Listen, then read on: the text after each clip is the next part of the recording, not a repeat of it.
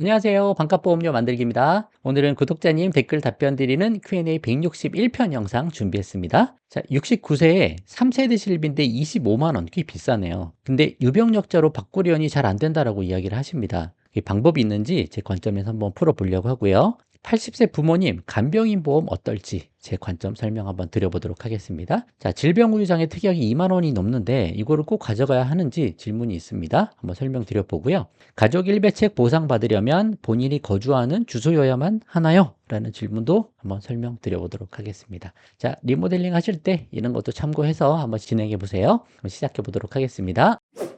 자, 69세 3세대 24만 7천 원이라고 하셔요. 너무 비싸서 유병력으로 바꾸려고 하니 이런 주사 맞고 있어서 안 된다고 합니다. 어디 회사 말고 가입할 수 있는 보험사 없을까요? 라고 하셨습니다. 자, 이런 것도 아직 모르시는 분들이 많아서 제가 자주 설명드리는 거예요. 3세대 실비 보험료 이렇게 부담되면 5세대로 전환할 수가 있잖아요. 유병력으로 바꾸는 게 아니에요. 도중에 내가 병력이 있고 치료를 받고 있고 하는 거랑 무관하게 건강할 때 가입하신 거니까 건강한 상태로 5세대 실손으로 전환할 수 있습니다. 근데 3세대 보장이 물론 더 5세대보다 좋으니까 이거를 유지할 수 있으면 유지하시면 좋은데 너무 부담된다고 하면 해지하거나 포기하거나 할 게 아니고 더 저렴한 실비 넘어갈 수 있다는 거죠. 이게 3세대면 1년 갱신 15년 재가입 상품인데 가입한 지 15년 지나면 자동으로 5세대로 바뀌게 됩니다. 근데 그 15년 될 때까지 너무 참기가 어렵다, 부담스럽다 라고 하시는 분은 전환하시는 게 방법이 될 수 있어요. 어차피 지금부터 태어나는 전 국민 모두 다 5세대 실비 가입하는 겁니다. 그러니까 보장이 좀 작아지긴 했지만 작아진 부분은 비중증이면서 비급여 치료 그쪽이 보장이 많이 줄어들었지, 비급여 중에서도 중증으로 되면 보장이 늘어난 측면이 있고 급여 쪽 역시 보장 잘 되고 있으니까 중증 치료, 핵심 치료는 보장을 잘 하고 있다, 그렇게 보시면 돼요. 너무 걱정하지 말고 부담되면 전환하시면 된다. 근데 댓글이 하나 더 있었는데 전환하려고 하니까 보험회사에서 그런 거 안 된다라고 얘기를 했다는 거예요. 근데 이제 그런 거는 모르는 분들이 있을 수 있습니다. 뭐 보험 설계사가 그걸 잘 모르실 수도 있고, 뭐 웬만하면 다 아시는데 또 그런 경우들도 있나 봐요. 계약 전환제도, 실손 전환제도라는 게 나와서 이미 다 시행하고 있는 제도예요. 금감원에서 다 통제하고 하고 있는 거니까 조금만 더 알아보신 다음에 보험회사랑 잘 상의해서 전환할 수 있는 방법도 있다. 해지하고 유병력자 실비로 가입하고 뭐 그렇게 하는 게 아니에요. 그냥 건강할 때 했으니까 전환할 수 있다 라는 거 설명드리려고 가져와 봤습니다. 같은 회사에서 같은 회사로 간다, 그렇게 알고 계시면 될 것 같아요. 안녕하세요. 47년생 여성분, 건강체이시고 실손 없고 종합보험 한 개 있다고 합니다. 간병인 보험 들어드릴까 하는데 괜찮을까요? 재가보험은 어떻게 생각하시는지요? 라고 하셨습니다. 자, 제일 먼저 해야 되는 건 뭐예요? 실손을 가입하셔야 된다, 그죠? 90세까지 이제 가입이 되는 거거든요. 47년생이 80세더라고요. 이제 유병력자 실비나 노후 실비 둘 중에 하나 가입할 수 있죠. 지금 건강하시다고 하니까 노후 실손부터 한번 뚫어보시면 좋겠습니다. 그게 제일 중요한 거예요. 종합보험까지 하나 더 있으니까 그렇게 하시면 좋고, 여의치 않다 보험료가, 그러면 어떻게 해요? 간병보험, 재가보험 들 게 아니고 실비보험을 먼저 가입하셔야죠. 이게 제일 중요한 거예요. 압도적으로 중요한 거예요. 간병인 보험은 어떻게 해야 되냐? 간병인 보험은 우리가 60대 넘어서 요거를 가입하는 것 자체가 리스크가 큽니다. 왜냐? 60대 이후에 여러 군데가 많이 아파서 보험이 생각이 날 때거든요. 자꾸 보험을 가입하시는 거예요. 간병인도 필요할 것 같죠? 우리 자녀 걱정되니까. 자꾸 보험이 늘어나다가 해지가 되는 게 너무 많아요. 60대 이후에. 소득이 자꾸 줄어들고 실비보험이 올라가잖아요. 그럼 제일 중요한 걸로 추려야 되는데 결국 실비하고 암진단비, 뭐 그런 진단비가 더 중요하니까 나머지 보험들이 차츰 해지가 되는 거죠. 근데 자녀가 들어들일 수 있다, 그럼 그 정도는 괜찮다라고 생각하는 거예요. 어차피 부모님 아프면 자녀들이 가야 되잖아요. 근데 여러 자녀가 있고 보험료 조금씩 나눠서 낼 수 있을 것 같으면 큰 부담 안 되니까 자녀들이 넣어드리는 건 괜찮지만 부모가 이거를 가입한다? 자녀 생각해서 그런 건 반대합니다. 제가 보험도 마찬가지예요. 제가 450편 영상에 이거를 좀 설명드린 적이 있는데 노인 장기요양 등급을 받으셔야 돼요. 받으시고 나서 재가급여나 시설급여, 요양원 가시거나 아니면 집에서 뭐 재가치료 같은 거 받으실 때 그때 일정 금액들이 나오는 보험인데 노인 장기요양 등급을 일단 받으셔야 돼요. 근데 노인 장기요양 등급을 언제 받느냐? 평균 나이를 보니까 80세가 넘어요. 지금 80세 가입하시는 건 괜찮을 수 있지만 만약에 60대 걱정돼서 가입한다, 그럼 20년 동안 혜택도 못 보고 그냥 보험료만 계속 낼 수도 있는 거예요. 그리고 노인 장기요양 등급 받는 확률이 전체 노인 중에 11% 정도 됩니다. 그러니까 10명 중에 1명이 해당되는 거예요. 10명 중에 9명은 해당이 안 될 수도 있잖아요. 그럼 이제 보험료 날리는 거잖아요.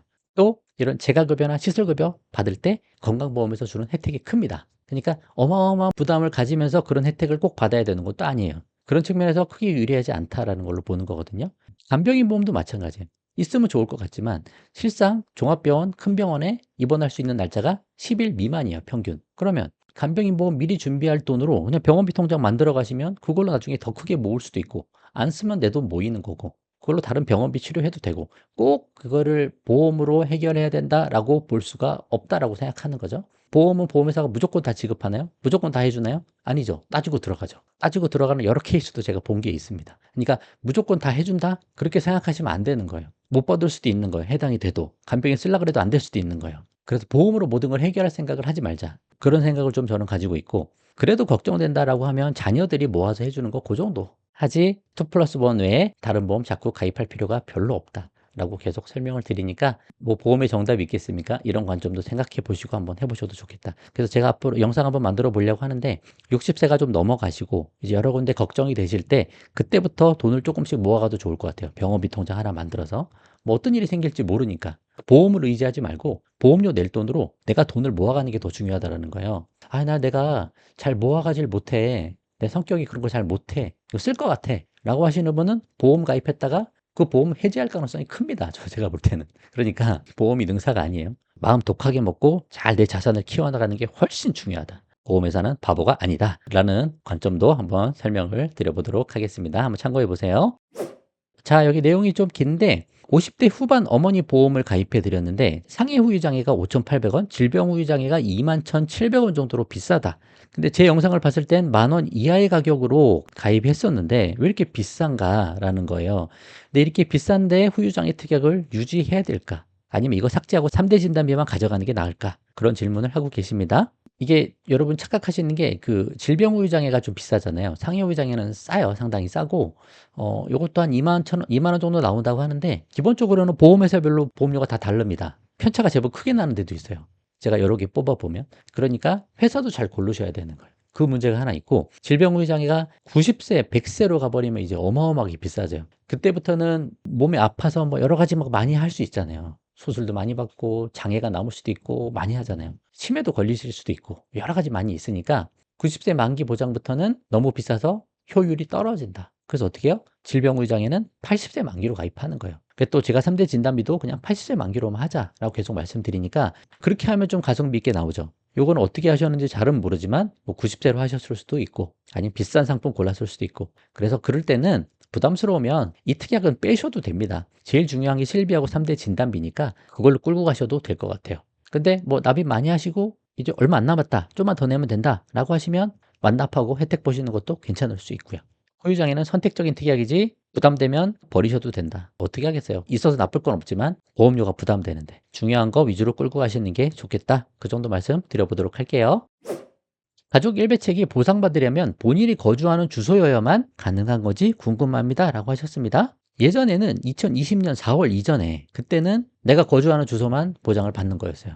근데 그 이후에 약관이 바뀌어가지고 이제는 일배책 주소를 내가 선택할 수 있게 돼 있습니다. 내가 보험 가입하는 내 집에 일배책 주소를 넣을 수도 있고, 아니면 일배책에 해당하는 주소를 내가 임대준 집에도 넣을 수가 있게 돼 있어요. 그 임대준 집에 넣으면 그 집에서 뭔가 문제가 생겨가지고 누수가 되면 누수로 배상해줘야 되는 금액을 보상받을 수가 있는 거죠. 그러니까 예를 들어 내가 집이 2개가 있다. 아니면 내 집을 임대 주고 있고 나는 뭐 전세나 월세를 살고 있다. 그럼 일배책이 2개가 있으면 좋은 거죠. 하나는 우리 집에 하고 하나는 임대준 집에 넣고, 그래서 양쪽 집을 다 보상받을 수 있게 이제 가능하게 됐습니다. 물론 자기 부담금이 조금 이제 올라간 부분이 있는데 예전 거 대비해서, 그럼에도 불구하고 누수 보상을 그렇게 받을 수 있으니까 그거 계산하셔서 2개를 잘 끌고 가시면 좋을 것 같아요. 그 2개에서 1억 합해서 2억까지 한도를 높이시고, 2개 있으면 자기 부담금 일부 나오잖아요. 그것도 그 계산해 보면 상세가 되거든요. 그래서 2개 이상은 가족당 가입을 하자. 이제는 다른 집도 넣을 수 있다. 그 정도 말씀드려보도록 하겠습니다.